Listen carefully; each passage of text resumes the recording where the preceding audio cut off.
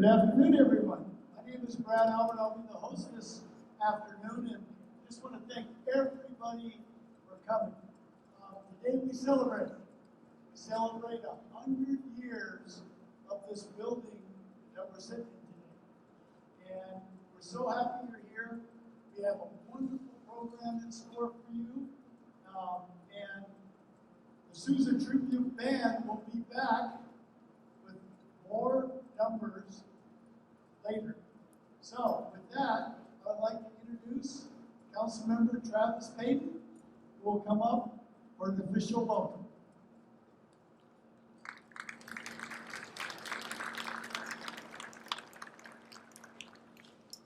Good afternoon, everyone. I'm Hanford Vice Mayor Travis Payton, and it's just an honor. And on behalf of the Hanford City Council, I want to welcome you, and most importantly, thank you for joining us today for this very special celebration, the 100th birthday of our beloved Civic Auditorium.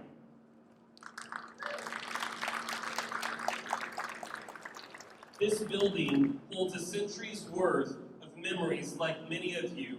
I have my own. I remember in 1980, the Parks and Rec Department hosted the Halloween Costume Parade contest. My brother, sister, and I, we won first place that year. I believe I still have the trophy. I believe it was the first trophy I ever received, and that little moment made a big impact on me as a kid. This stage behind me held more dreams and performances than we could ever count. In fact, it even inspired greatness beyond our city. Steve Perry, Rock and Roll Hall of Famer and former lead singer of Journey, used to watch his dad perform on this very stage. Moments like those helped shape who he became. Today we honor not just the building, but the stories, the people, and the legacy it carries forward into the next 100 years. I'd like to take this time to thank a few individuals whose dedication made today's celebration possible. Brad Albert, who's our MC for today. Rob Bentley, leading our Sousa Tribute Band. Brian Johnson, Randy Shaw, Jack Schwartz, who was the curator for what you see today, and the entire Century of Memories Committee. Let's give them all a big hand.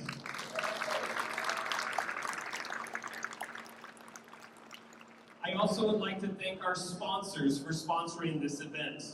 They've all planned a wonderful afternoon full of memories, music, and moments that remind us why this building is such a treasured piece to our city. I just thank you once again for being here and for helping us celebrate the heart of Hanford. Happy 100th birthday to our Civic Auditorium. Thank you for coming today.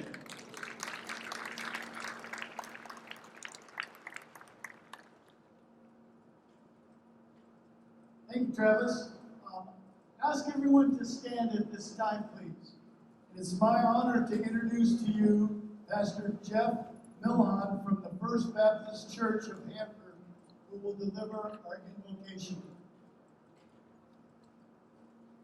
Would you bow your head with me? Gracious and loving God, today we gather to celebrate and to remember. We're thankful for 100 years of history, community, and purpose centered here in the heart of the city of Hanford. We thank you for the vision of those who built this Civic Auditorium 100 years ago, those who dreamed of a space where neighbors could gather, voices could be heard, and memories could be made. Thank you for the generations who have walked through these doors, who have danced, learned, debated, laughed, mourned, and celebrated together under this roof. You have made this building more than brick and mortar. You have made it a living part of our community story. As we mark this milestone, we honor the past today. We celebrate the present. And we look towards the future with hope. May this space continue to be a place for people in Kings County to gather together in unity, creativity, and with shared purpose. Bless those who care for it, those who lead within it, and all who will pass through its doors in the years to come. Lord, may your presence always dwell among us and in this place. And may this auditorium continue to be a beacon of community, connection for the next 100 years. In the name of Jesus, we pray this. Amen. Please remain standing. It is now my honor to introduce the Hanford West High School's Navy Junior Reserve Officer Training Corps, who will present the colors this afternoon.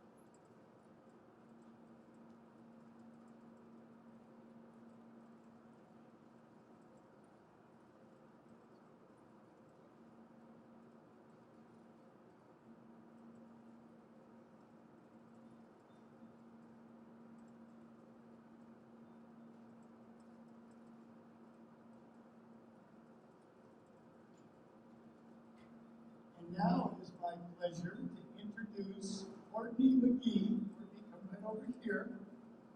Courtney McGee is with Boy Scout Troop 432, who will lead us in our Pledge of Allegiance. I pledge allegiance to the flag of the United States of America and to the republic for which it stands, one nation, under God, indivisible, with liberty and justice for all. You rocked it, buddy. Great job. Great job. And now, a very special treat to sing our national anthem. May I have, please, Miss Kendall Smith.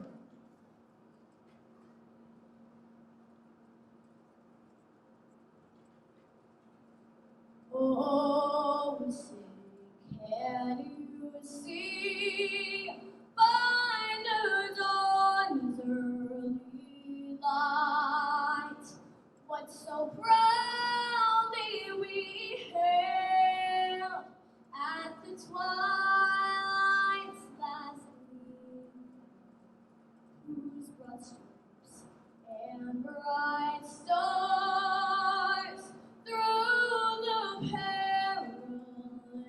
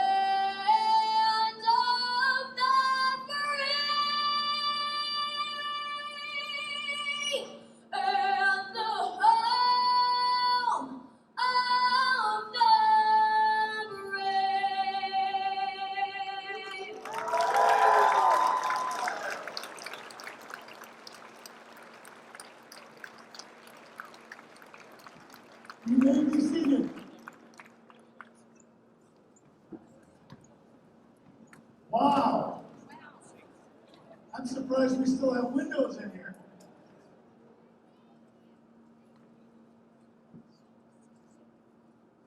So it's now my honor to introduce the Hanford Masonic Lodge and Mr. Pete Batista, who will come in.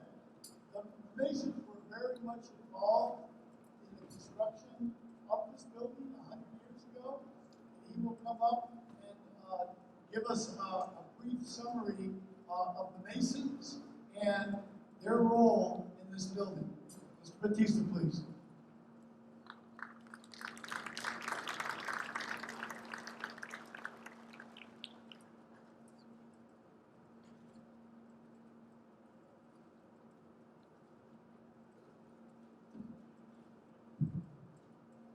Distinguished guests, city leaders, brothers and sisters, good afternoon.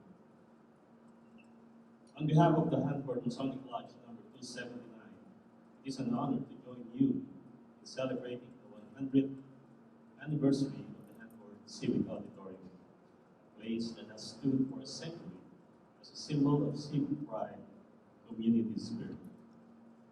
With us today is our members of both Lodge number 255 on the north, Hanford Lodge number 279 here in the city of Hanford, Shriners, York Rite members, Job's Daughters, and Order of Eastern Stars members. Freemasonry is one of the world's oldest fraternal organizations, with roots tracing back to the medieval guilds of stonemasons. While we no longer work with stone, we still consider ourselves builders of character, community, and of service. At the heart of Freemasonry are three principles: brotherly love, relief, and truth. Brotherly love teaches us to treat others with respect. Relief inspires us to support those in need. And truth encourages us to live with honesty and integrity. This past April, we celebrated the 175th year anniversary of the Grand Lodge of California.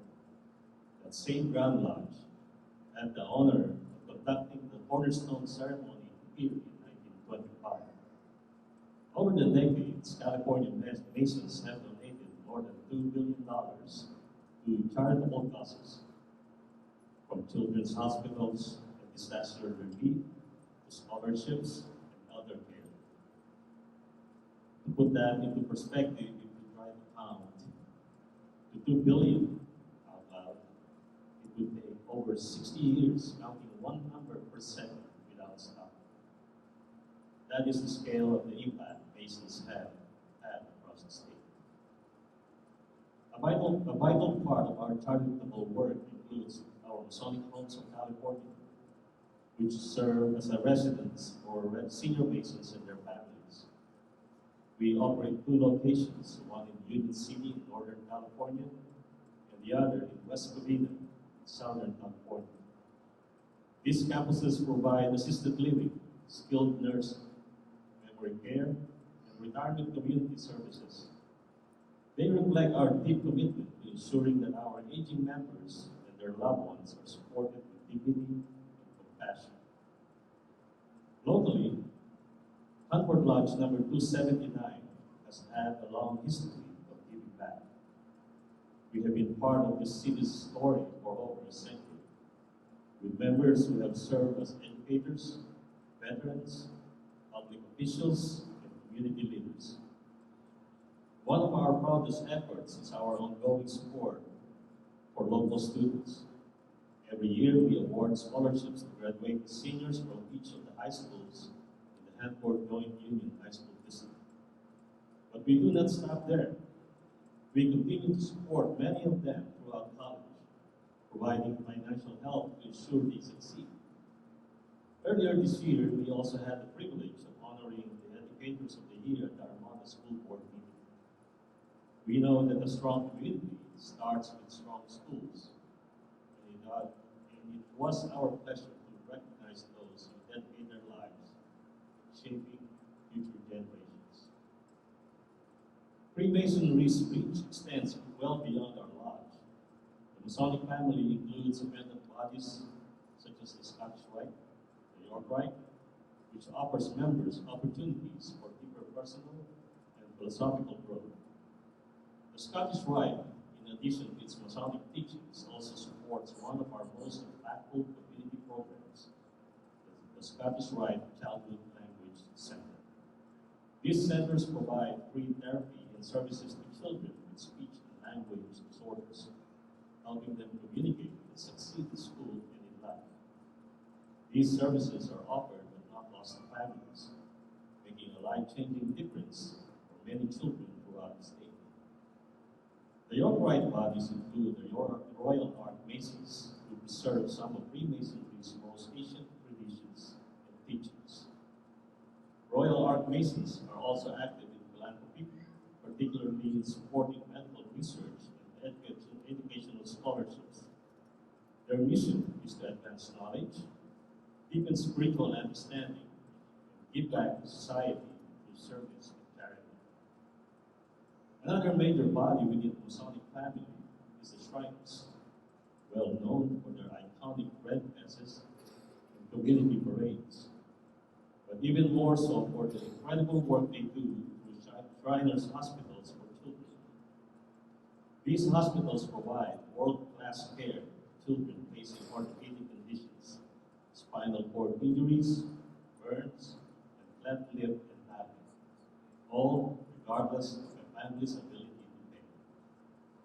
With locations across North America, Shriners Hospitals have helped hundreds of thousands of children live healthier, more independent lives, offering advanced medical treatment in a compassionate and supportive environment. We are also proud to have with us members of Job's Daughters and the Order of the Eastern Star. These organizations provide opportunities for leadership, personal development, and community service. They reflect the spirit of unity and kindness that defines our fraternity. 100 years ago, members of the Hanford Masonic Lodge, California Grand Lodge officers, and city leaders gathered to lay the cornerstone of this building. Inside it, they placed a time capsule meant to one day speak to future generations. Therefore, I, Pete Bautista, Inspector of the 1006th Masonic District of the Grand Lodge of California, representing the Masons of Hanford Lodge number 279 and Masons of neighboring lodges, take pleasure in presenting to you, the citizens of Hanford, the contents of the time capsule, which have been carefully preserved for a century. These items, including newspapers, documents, and Masonic records, give us a window into the lives and hopes of those who built this community. This you can view at your pleasure, center of the auditorium. They remind us that what we do today matters. The values we live by, the service we give, and the legacy we build will one day be reflected by those who come after us, just as we reflect on those who came before. In closing, we thank the City of Hanford for inviting us to share this celebration. The Civic Auditorium is more than a building. It is a testament to this community's strength and unity. To the people of Hanford, thank you for allowing us to serve alongside you. As we honor the past today, we recommit ourselves for the future, supporting students, uplifting educators, caring for our elders, helping families in need, living out the values that have guided us for generations. May the next 100 years of Hanford and this Civic Auditorium be even brighter than the last. Thank you.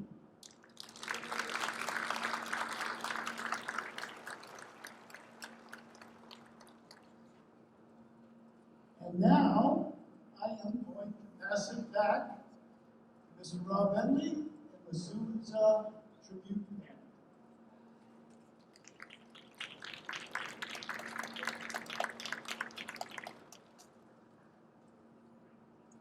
Well, microphones, yeah, you ready for some more Sousa music?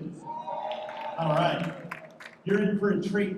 John Philip Sousa performed in Hanford 4 times. 4 times he came. And the first 2 times he performed in the old Hanford Opera House, just south of this facility. And that was in 1926 and, in 1904 and then again in 1911. There is an old story going around town that he actually played at the dedication of the Hanford Civic Auditorium. Unfortunately, that's not true. It was just a few months later, though. He performed here on this stage in 1925 and 1926, and they actually closed down all of the businesses and schools in town so that people could attend. Tickets were $1 and $1.50 and $2. And after the performance, John Philip Sousa had some really great things to say about this facility. So I thought it would be fitting at the 100th anniversary of the building to put together a John Philip Sousa tribute band. Behind me, you see some of the finest musicians in the San Joaquin Valley. Most of these residents do not live in Hanford. They come from Merced, Fresno, Clovis, Tulare, Porterville, and points beyond for their love of John Philip Sousa music. So please welcome the John Philip Sousa Tribute Band.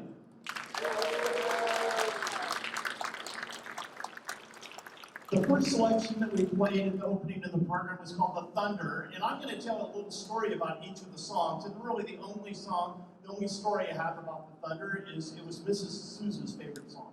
So that's the deal on The Thunder. Our first selection for our little concert here is the Washington Post. And during the 1880s, several Washington, D.C. newspapers were competing vigorously for public favor. One of the owners of the Washington Post asked Sousa to compose a march for an awards ceremony for an essay contest for school children. Within days of its debut, this new march became exceptionally popular.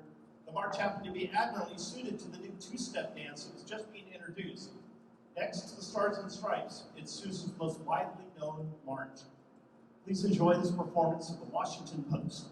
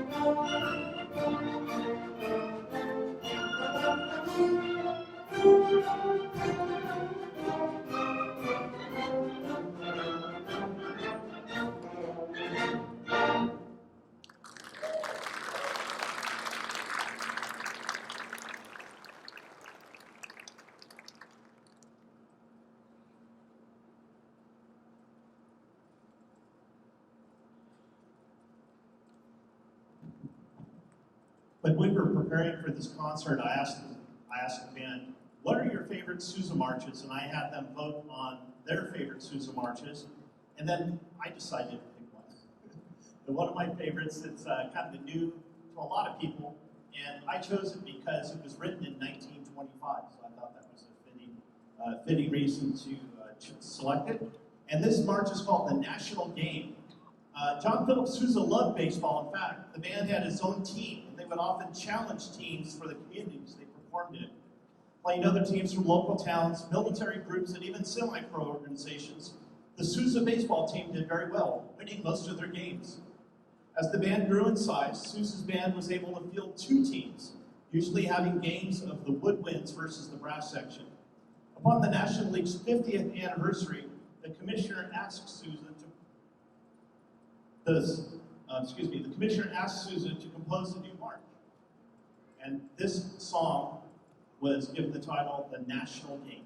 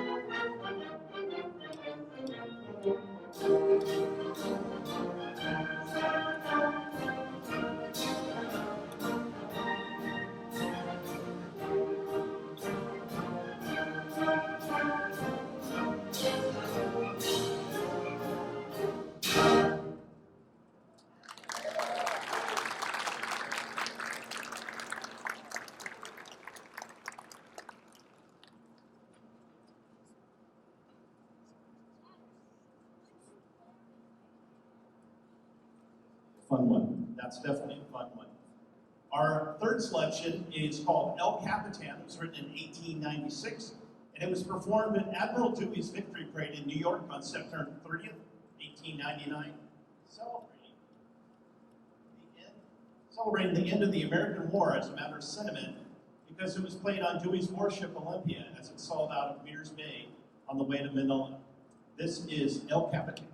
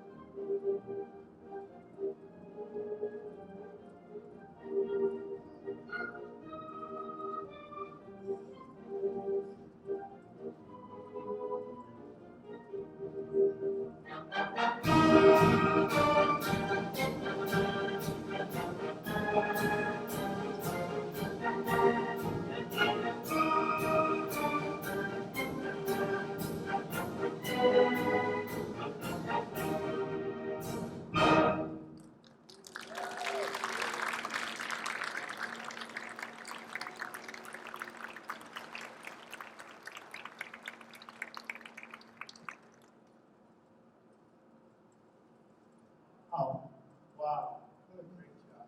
I'm inspired. Hope you are.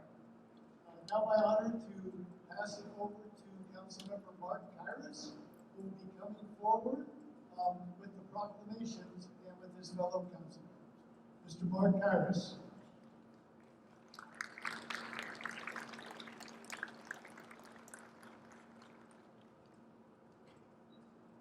Thank you, Brad. Good afternoon, everyone. Welcome. Standing beside me, I want to introduce my colleagues. First, from District B, Councilwoman Kimber Regan. And immediately to my right, from District C, Councilwoman Nancy Howes.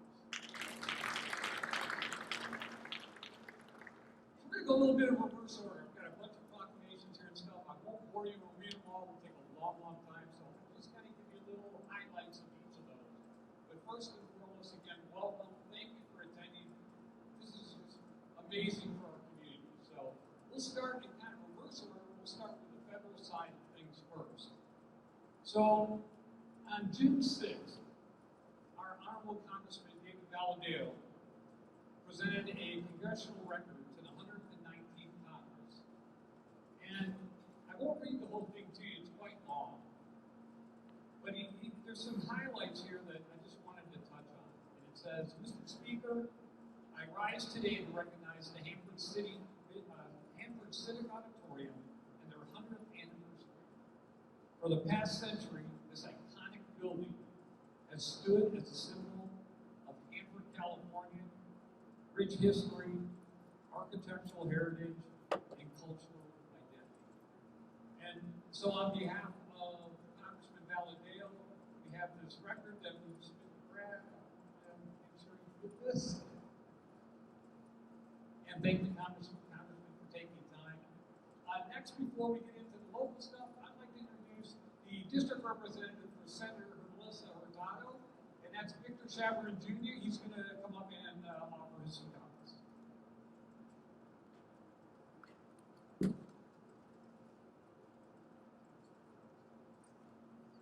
I'm going to hand this to you first because it's harder to talk and hold it in the same hand. Hello, everyone. My name is Victor Chavarin Jr. with the Office of Senator Melissa Hurtado. It is a privilege on behalf of California State Senator Melissa Hurtado to present a Senate resolution to celebrate a truly remarkable milestone. For a century, this grand building has stood as a vibrant part of our community, a stage for countless memories, for dazzling performances, for joyful civic gatherings, and inspiring fundraisers. It has borne witness to the very fabric of Hanford life. It's more than just a building, it is a testament to our shared history, a vessel of our collective spirit. As we honor its rich past and the countless stories held within its walls, let us also look to the future, ensuring the Hanford Civic Auditorium continues to serve as a beacon of culture and community for a generation to come. Happy 100 years.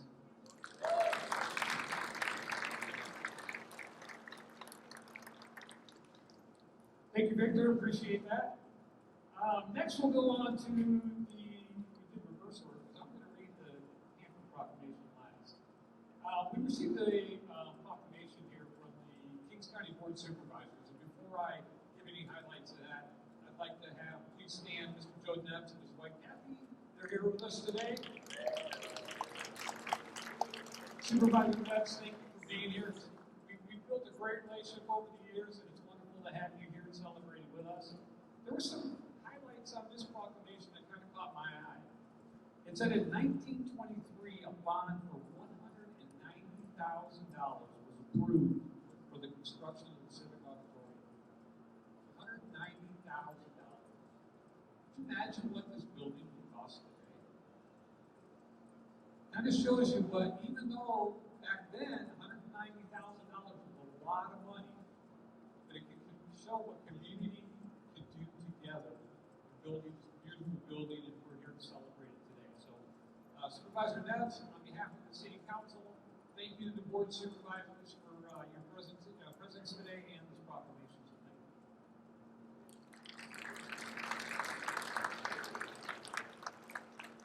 And lastly, I'm going to read the proclamation from the City of Hanford. So, on Tuesday night's council meeting, we had a proclamation read by the Vice Mayor, and I want to share that with you today. It's not very long, but it's whereas this Hanford Civic Auditorium, located at 400 North Downey Street in Hanford, California, stands as a prominent symbol of the city's architectural and historical heritage. Sorry, I'll take it easy here. Whereas the Civic Auditorium opened in 1925 and has served as a vital venue for artistic, social, and civic events, contributing significantly to the city cultural fabric for 100 years. And whereas the Hanford Civic Auditorium is a cherished landmark in the community, offering a tangible connection to the city's past and instilling a sense of pride among the residents. And whereas continued preservation and utilization of the Hanford Civic Auditorium are essential to maintaining the unique character of Hanford and the fostering and appreciation of local history among future generations.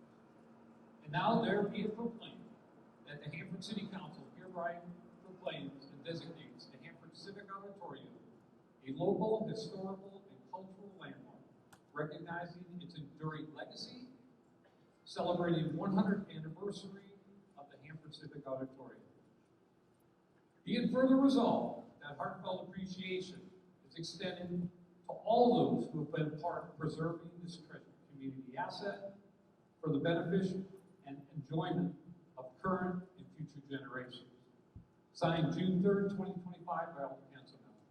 So thank you on behalf of the Hanford City Council. Thank you, Brad and staff, for a wonderful celebration so far, and we've got more to come.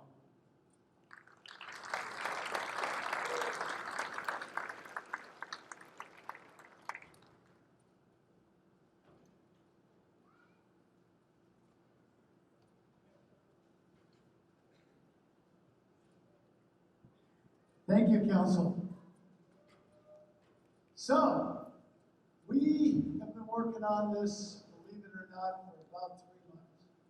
And we thought, what could we do to really capture the story of this building? And I'm very happy to share with you an 8-minute video produced locally by Remscape that I think really tells the story. We're going to turn the lights down and get it going, so please enjoy the video.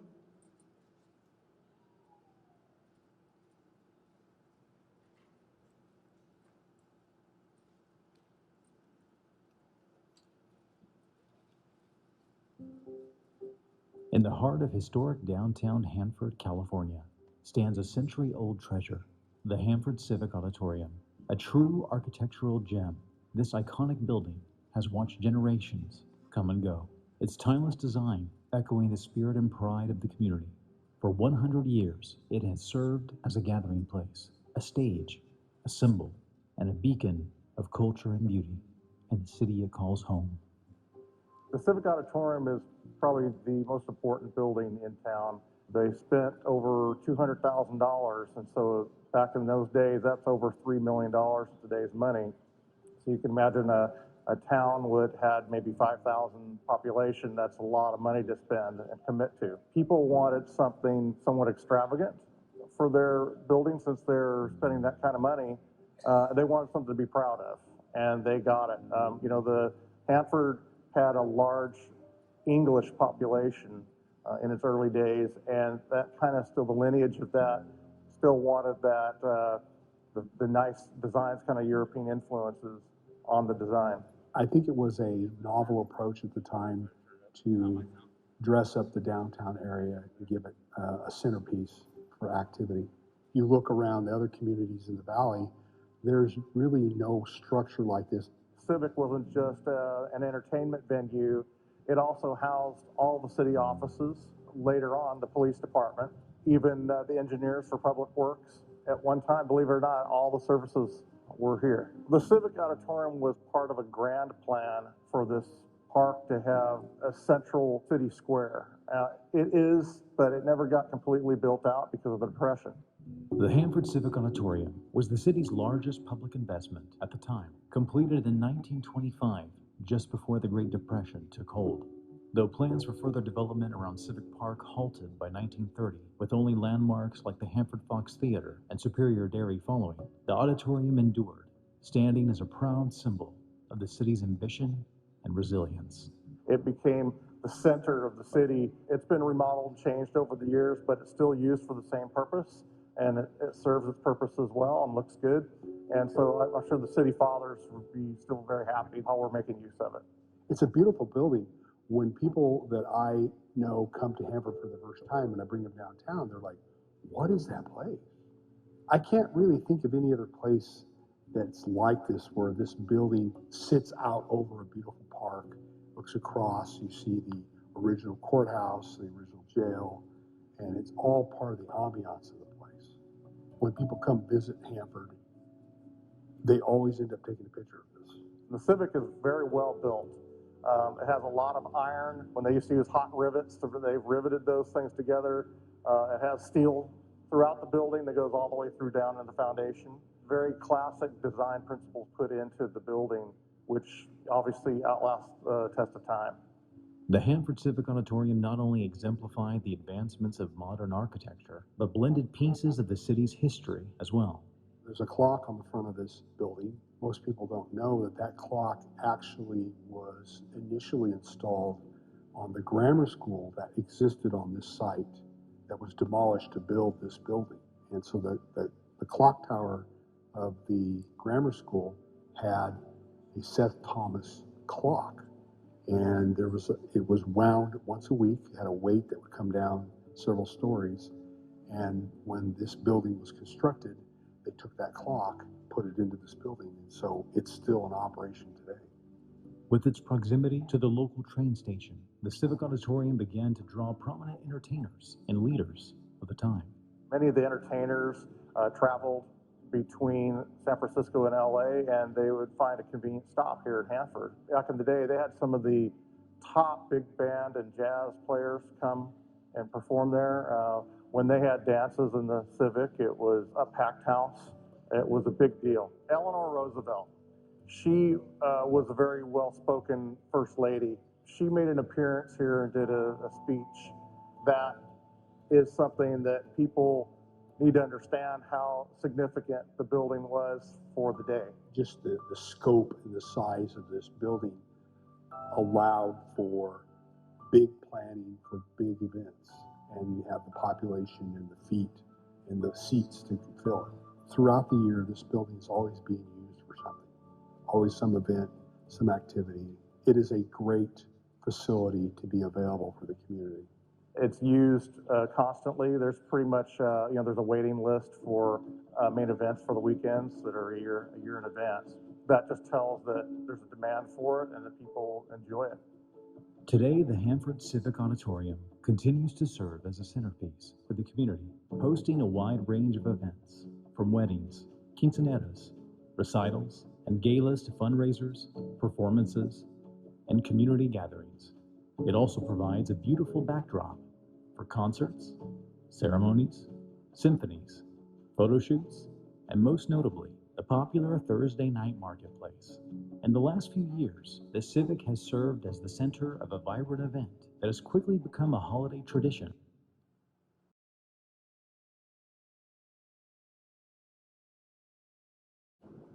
Okay, sorry about the technical difficulties, but that will be up on our website. So you're free to go there and see it without the interruptions. But we just thank Remscape for that. And what a great shot they had of the drones and all that.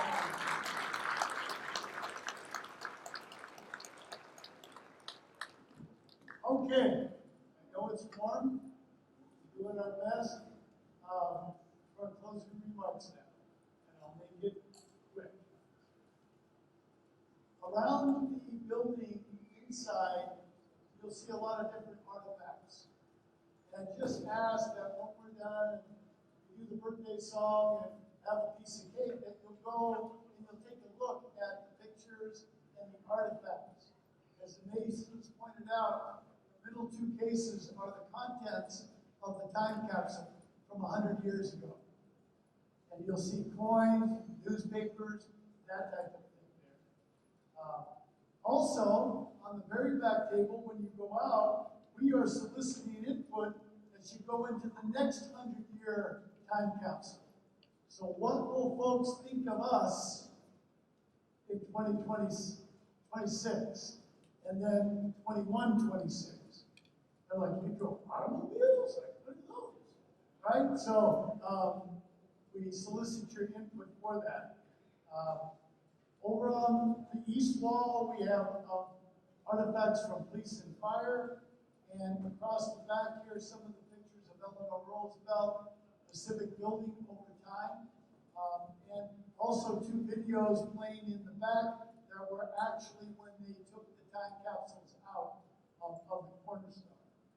So please go see those. I'd like to thank our sponsors, because without our sponsors,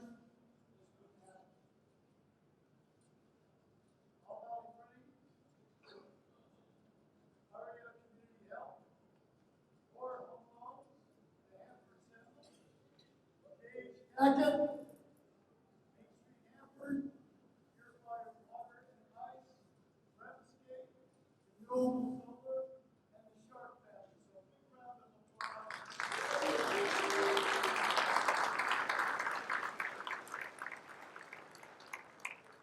Also like to thank all of the planning committee members who've been working hard. We just put the official cake out. We put in the refrigerator. So in just a few moments, you'll be able to come take a picture. Take a picture with the kid or not. And it is beautiful. So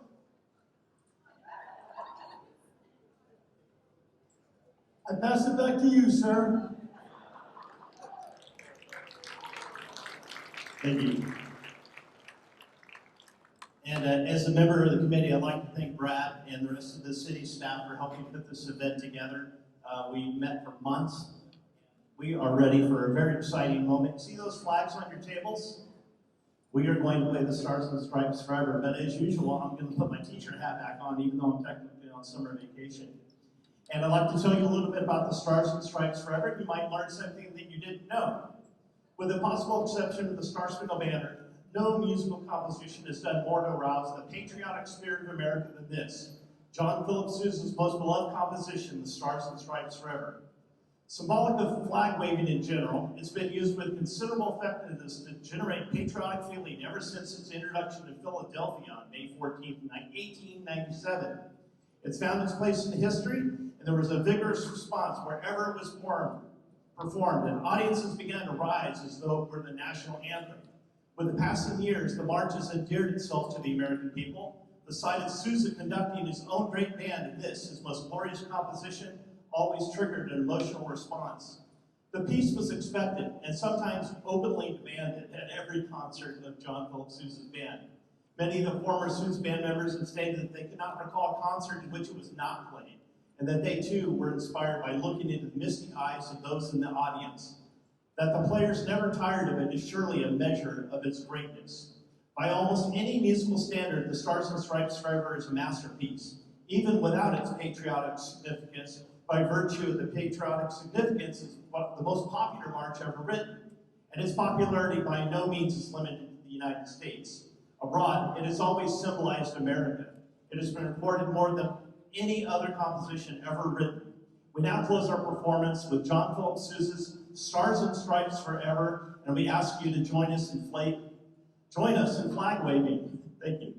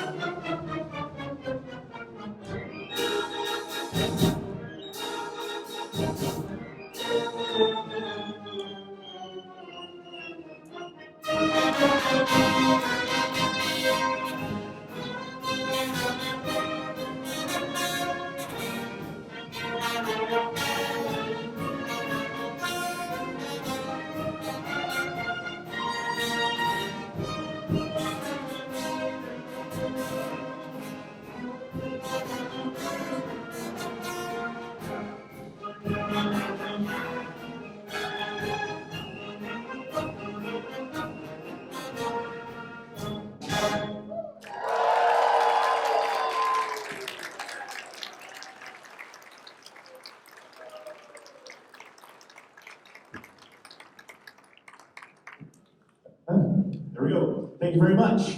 We have to sing happy birthday before we have some cake. You ready? We are going to sing happy birthday to the Hanford Civic Auditorium. Here we go. Happy birthday to you. Happy birthday to you. Happy birthday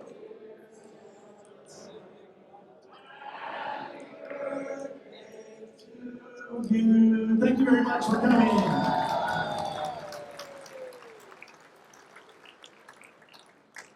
Oh.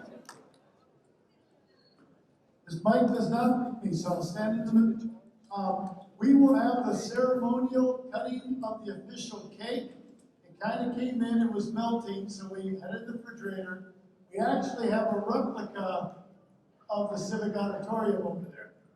But we will have the ceremonial cutting of the cake by the city council, and then we have lots of slices of cake coming out from the back. And we invite everybody to have a piece of cake, have some water, have some iced tea, and the Tim Meadows band will entertain us while we do so. So if I could have the city council over to the official cake, we will do the official cake. And anybody would like to take pictures before the perfect is not the perfect